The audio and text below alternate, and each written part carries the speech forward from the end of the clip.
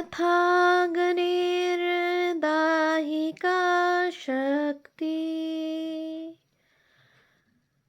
रामकृष्णे स्थिता हिया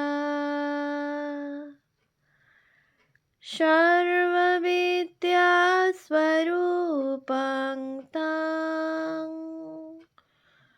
शारदां प्रणमाम्यहम्। পূজনীয়া প্রব্রাজিকা নির্ভয়প্রাণা মাতাজির সম্পাদনায় রচিত ভারতী প্রাণ স্মৃতিকথা গ্রন্থ থেকে পাঠ। পৃষ্ঠা সংখ্যা 183। ভাষণ। মহাজাতি সদনে 29 অক্টোবর 1966 নিবেদিতা জন্মজয়ন্তী সভায় প্রব্রাজিকা ভারতী প্রাণা প্রদত্ত উদ্বোধনী ভাষণ। আজ নিবেদিতার স্মৃতিতর্পণ সভায় উপস্থিত হয়ে আমার অন্তরে শ্রদ্ধাঞ্জলি নিবেদন করতে পেরে নিজেকে ধন্য মনে করছি। যখন 1902 খ্রিস্টাব্দে বোসপাড়া লেনের ছোট্ট স্কুল বাড়িতে নিবেদিতাকে প্রথম দর্শন করি, তখন কি একবারও ভাবতে পেরেছিলাম এই বিদেশিনী নারী একদিন ভারত ইতিহাসে কি অসাধারণ ভূমিকা গ্রহণ করবেন?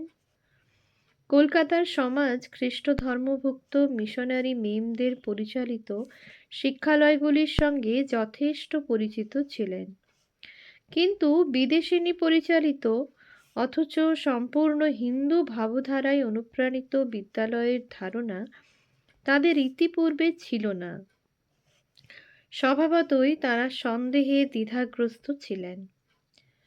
কি কঠিন সাধনায় নিবেদিতা সেই সব অত্যন্ত রক্ষণশীল প্রাচীন পরিবারগুলির প্রায় দুর্ভেদ্য সংস্কারের প্রাচীর ভেদ করে অন্তঃপুরচারিণীদের তাঁর বিদ্যালয় প্রাঙ্গণে সমবেত করতে পেরেছিলেন, সে কথা আজকের দিনে ছেলেমেয়েদের ধারণা করা কঠিন।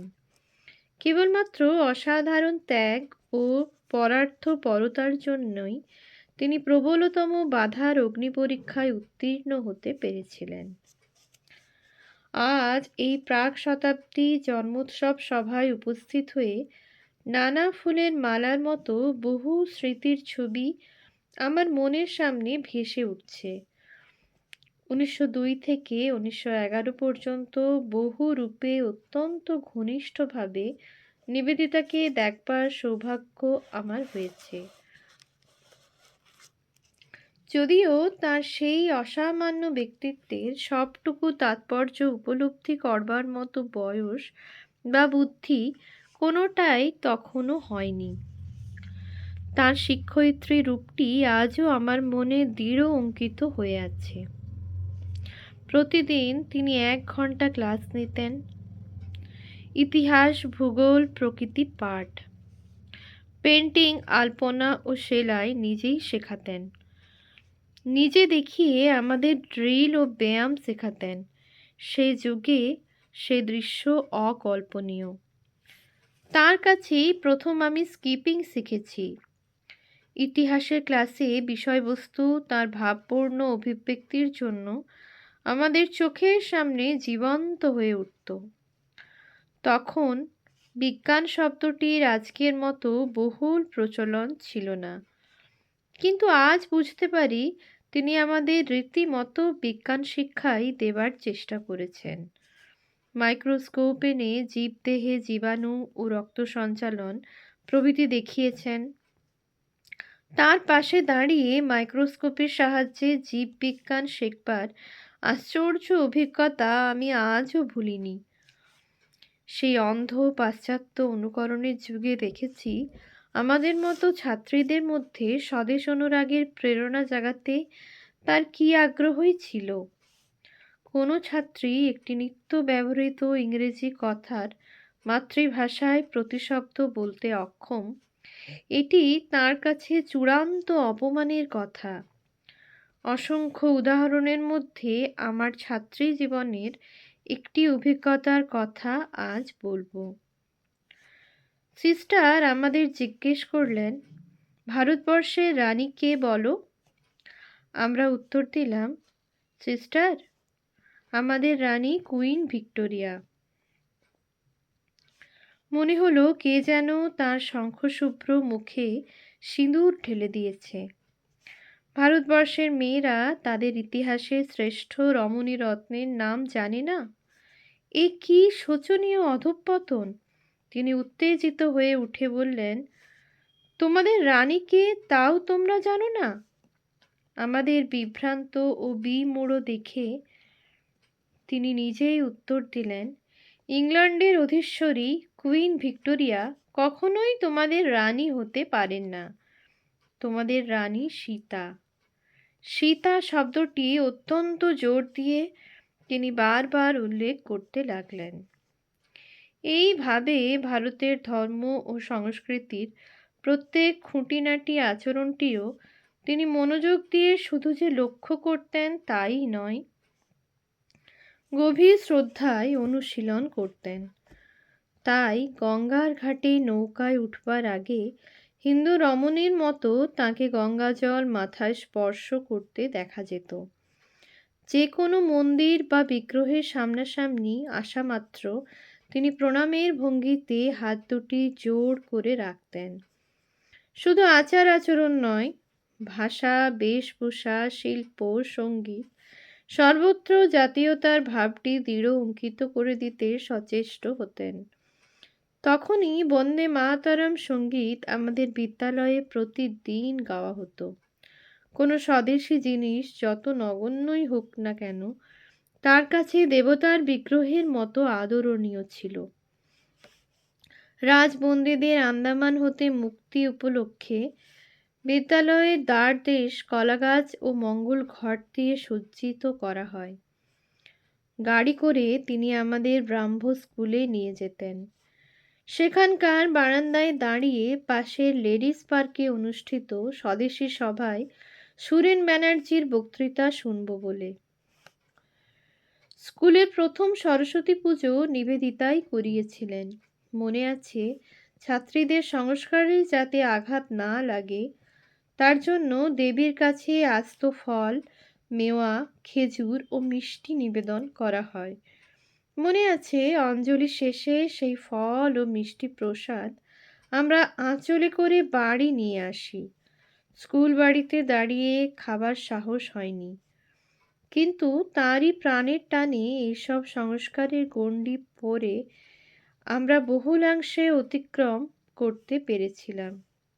কিন্তু তাঁরই প্রাণের টানে এইসব সংস্কারের গণ্ডি পরে আমরা বহুলাংশে অতিক্রম করতে পেরেছিলাম, যদিও তার দিক থেকে কখনো এতটুকু অভিযোগ, অভিমান বা দাবি ছিল না।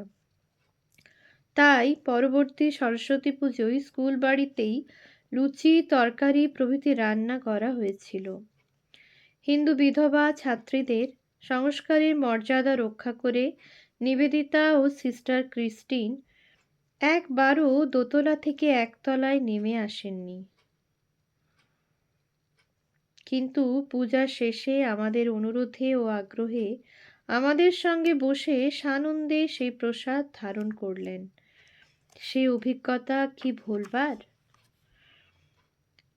আমাদের জীবনে সিস্টার নিবেদিতার ঋণ অপরিশোধ্য।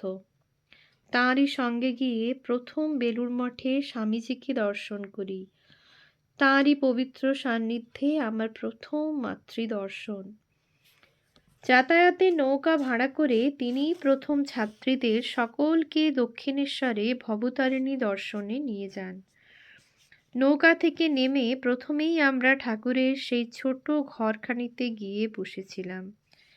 আমাদের মাঝখানে উপবিষ্ট নিবেদিতার সেই ধ্যানরতা মূর্তিখানি চোখের সামনে জ্বলজ্বল করতে দেখি। ম্লেচ্ছ বিদেশিনী বলে মন্দিরে প্রবেশের তার অনুমতি ছিল না, যদিও তার মতো যোগ্য অধিকারী কেউ ছিল কি না জানি না। তিনি গঙ্গার দিক থেকে চাঁদনির ভেতর দিয়ে নাট মন্দিরের শেষ প্রান্ত থেকে ভবতারিণীকে দর্শন করলেন। সেই দর্শনে ভাবময়ী নিবেদিতার মানসিক উদ্দীপনা সহজেই অনুমান করতে পারি। আমার মনে আজও সেই দুর্লভ দর্শনের স্মৃতি অম্লান। যে ছবিটি উজ্জ্বলতম হয়ে বিরাজ করছে সেটি হলো মাতৃ সন্নিধানে সৃষ্টার নিবেদিতা। শ্রী শ্রী মা যখন যে বাড়িতে থাকতেন সেখানে সিস্টারকে দীর্ঘ সময় তন্ময় হয়ে মুগ্ধ হয়ে বসে থাকতে বহুবার দেখেছি। শ্রী শ্রী মাকে সাষ্টাঙ্গ প্রণাম করতেন, আর তার সারা মুখে চোখে এক অবর্ণনীয় আনন্দের ভাবাবেগ খেলে যেত, ঠিক যেন মায়ের কোলের কাছে মাকে পেয়ে আনন্দে উৎফুল্ল একটি শিশু। একবার শ্রী শ্রী মা নিজের হাতে তালপাতার একটি ছোট পাখার চারিদিকে ঝালর বসিয়ে নিবেদিতাকে উপহার দেন। মার হাত থেকে পাখাখানি নিয়ে নিবেদিতা যেন আত্মহারা হয়ে গেলেন। এটি মাতা দেবী করেছেন, এটি মাতা দেবী আমাকে দিলেন। এই কথাটি বারবার বলতে বলতে পাখাটি মাথায় ও বুকে ঠেকালেন। যারা সেখানে উপস্থিত ছিলেন তাদের সকলের মাথায়ও ঠেকালেন, আমিও বাদ গেলাম না। তার আনন্দ দেখে শ্রী শ্রী মা বললেন, দেখেছ এই সামান্য জিনিস পেয়ে নিবেদিতার কি আনন্দ। লৌকিক দৃষ্টিতে সামান্য হলেও শ্রদ্ধা ভক্তি ও পরিশুদ্ধ প্রেমের দৃষ্টিতে নিবেদিতার কাছে সেই পাখাখানি তখন অসামান্য। মনে পড়ে নিবেদিতার সাগ্রহ আহ্বানে শ্রী শ্রী মা যেদিন স্কুল বাড়িতে এসেছিলেন। নিবেদিতা একটি ছোট্ট বালিকার মতো অতি ব্যস্ত হয়ে ছুটোছুটি করতে লাগলেন। ওই উপলক্ষে কবি সরলাবালা সরকারের রচিত কবিতাটি আমরা সমবেতস্বরে আবৃত্তি করেছিলাম ও শ্রী শ্রী মায়ের শ্রী পাদপদ্মে পুষ্পাঞ্জলি দিয়েছিলাম। নিবেদিতা শিশুর মতো মায়ের পদতলে উপবিষ্ট। কে বলবে উনিই একজন অসাধারণ মনীষা সম্পন্ন প্রখর ব্যক্তিত্বশালিনী জননেত্রী। শ্রী শ্রী মাকে দেখেই ভারতীয় মেয়েদের সম্বন্ধে তার ধারণা এত উচ্চ হয়েছিল। একদিন কথা প্রসঙ্গে শরৎ মহারাজ বুঝি তাকে বলেছেন, আমাদের মেয়েরা তো ইগনোরেন্ট, অজ্ঞ। কথার মাঝখানে মহা উত্তেজিত হয়ে নিবেদিতা প্রতিবাদ করলেন, ভারতবর্ষের মেয়েরা অজ্ঞ, ইগনোরেন্ট? কখনোই নয়। ও দেশের, তিনি নিজের জন্মভূমিকে ও দেশ বলতেন। মেয়েদের মুখে এমন সব জ্ঞানের কথা কখনো শোনা গেছে কি? কিন্তু সিস্টারের শেষ স্মৃতি বড় করুণ। দার্জিলিং যাবার দিনটিতে অসুস্থ সুধীরাদির কাছে বিদায় নিতে যখন নিবেদিতা এসেছিলেন, আমি সেখানে উপস্থিত ছিলাম। বেশ মনে আছে, অতি বিষণ্ণভাবেই বিদায় নিয়েছিলেন। তাই তাঁর মৃত্যু সংবাদকে আকস্মিক বজ্রপাতের মতো মনে হয়েছিল। তাঁর পরলোক গমনের খবরেই বোসপাড়া লেনের সব বয়সের সর্বস্তরের নরনারীর হৃদয়ের অন্তঃস্থল থেকে যে হাহাকার ধ্বনি উঠেছিল তা কেবলমাত্র পরমাত্মীয়ের বিয়োগেই আমরা অনুভব করে থাকি। শ্রী শ্রী মাকেও দেখেছি নিবেদিতার বিয়োগে চোখের জলে ভেসে গিয়ে বলছেন, আহা গো, আমাদের নিবেদিতাটি চলে গেল। যে হয় সুপ্রাণী তার জন্যে কাঁদে মহাপ্রাণী। নিবেদিতা এখানকার, কেবল তাঁর অর্থাৎ শ্রী রামকৃষ্ণের ভাব ও বার্তা এদেশে প্রচারের জন্য ও দেশে জন্মগ্রহণ করেছিল। আজ তিনি লোকান্তরিতা। আমরা ভারতবর্ষের সেই পরমাত্মীয় ভগিনী নিবেদিতার স্মৃতিচারণে সমবেত। ভারতের, বিশেষ বাংলার তথা কলকাতার জন্য তাঁর যা কিছু সুন্দর, মহৎ ও শ্রেষ্ঠ সবই নিঃশেষে নিঃস্বার্থভাবে তিনি পবিত্র পূজার মতো নিবেদন করেছিলেন।